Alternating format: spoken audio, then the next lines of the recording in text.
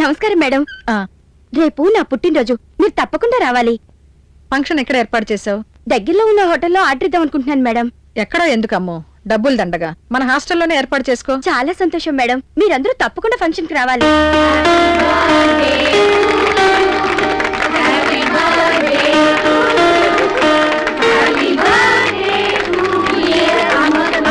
Many many happy returns. Thank you madam.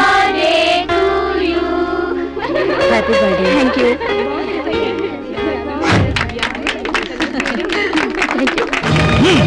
మేము చెప్పేది అందరూ వినండి. మేం పేరెంట్స్ కాదు, వాళ్ళను బంధించి వాళ్ళ దుస్తుల్లో వచ్చాం. మీ దగ్గర ఉన్న నగలని సంచిలో వేయండి, లేకపోతే ఈయన తల తెగి కింద పడుతుంది. వేయండి, తీసివేయండి. అందరూ ఇచ్చేయండి అమ్మా, లేకపోతే నన్ను చంపేస్తాడు. ఆ తర్వాత మీ నగలన్నీ మీకు చేయించిస్తాను. ప్లీజ్ ఇచ్చేయండి. తాలిబొట్టేనా ఉంచుకోవచ్చా? కుదరదు, వేసేయండి. నా దగ్గర ఏం లేదు. గొలుసుందిగా, ఇదా నువ్వేమన్నా ఇవ్వు, కానీ గొలుసు మాత్రం ఇవ్వద్దని మా బామ్మ చెప్పింది. ఆగు బాబు, ఆ పిల్లని ఏం చేయకండి. ఆ గొలుసేగా మీకు కావాల్సింది, అదేదో నేను తీసిస్తాను. ఆ పిల్లని ఏం చేయకండి బాబు, ప్లీజ్, మీకు దండం పెడతాను. ఇది బంగారం ఇవ్వదట, దీన్ని శృంగారం తీసుకుందాం.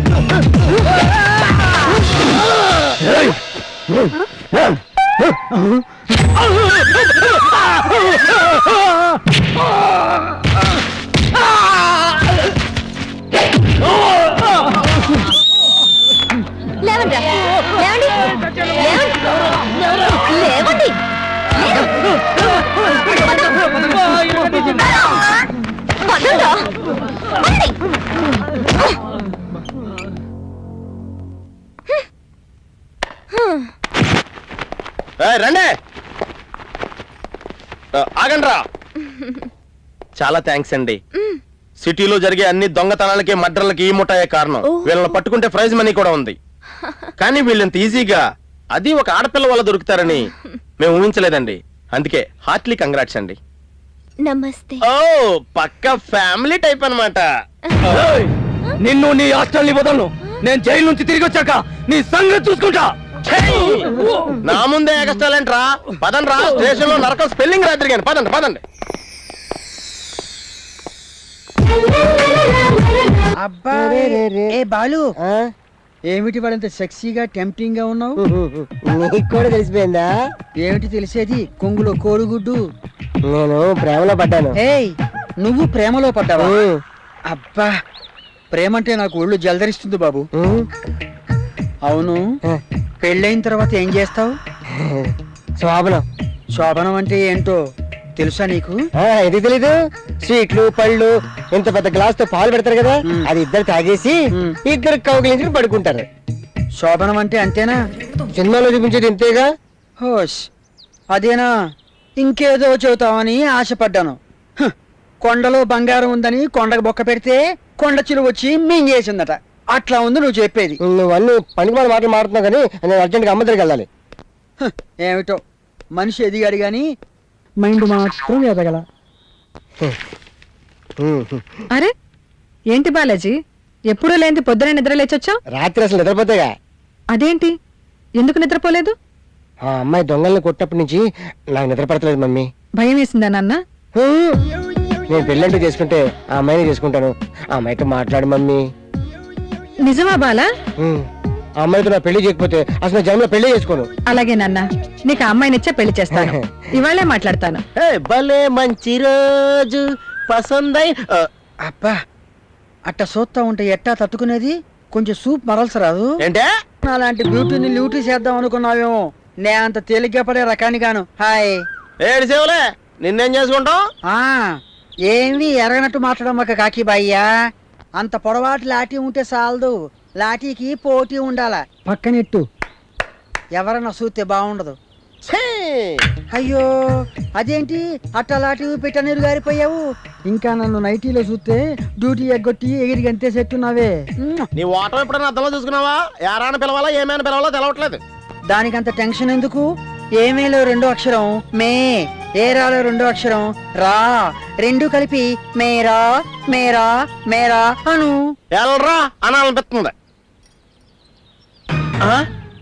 మేడం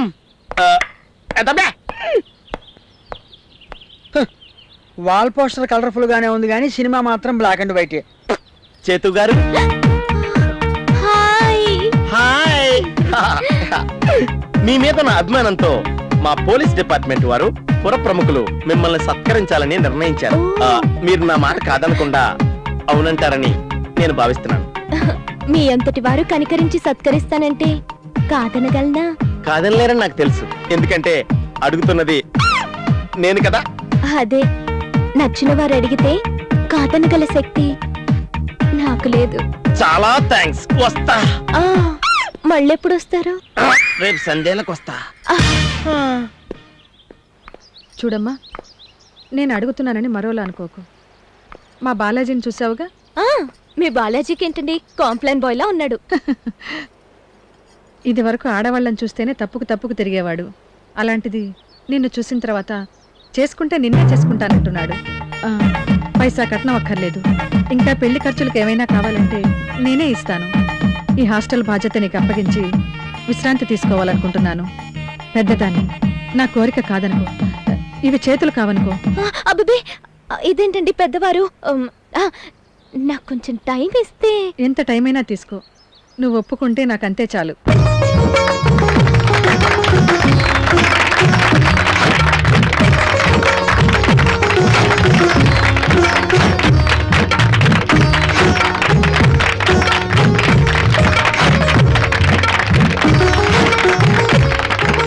ఇప్పుడు స్వామీజీ చేతు గురించి మాట్లాడతారు.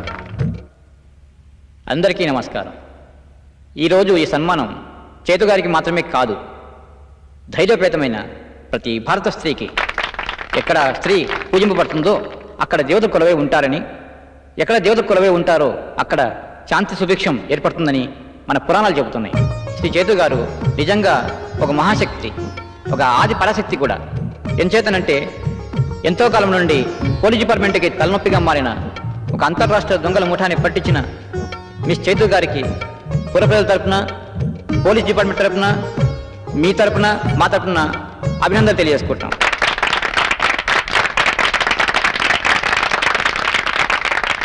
ఇప్పుడు కుమారి చేతు గారు తన ఆనందాన్ని, అనుభవాల్ని మనందరితోనే పంచుకుంటారు. రండి.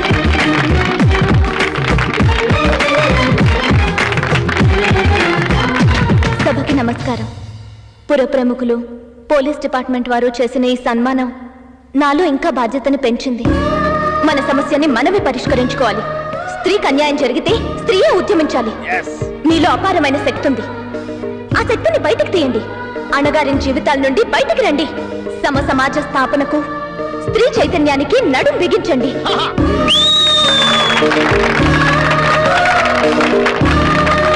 ఎక్కడ స్త్రీ పీడించబడుతుందో అక్కడి నుంచే ఉద్యమాన్ని ప్రారంభించండి. ఈ భారతదేశం వేద భూమి, అందులో స్త్రీ వేద మాత. సంస్కారం, సంస్కృతి, సాంప్రదాయం స్త్రీకి ఆభరణాలు. పాశ్చాత్య సాంప్రదాయాల ముసుగులో మన ఆభరణాలను దూరం చేసుకోవద్దని నా మనవి. నన్ను సన్మానించి ఇంతమంది పెద్దల సమక్షంలో ఈ ఆనందాన్ని పంచుకునే అవకాశం ఇచ్చిన పుర ప్రముఖులకు, పోలీస్ డిపార్ట్మెంట్ వారికి నా కృతజ్ఞతలు. కుమార్ చేతు గారికి, వీరనారి చేతు గారికి, డైనమిక్ లేడీ చేతు గారికి.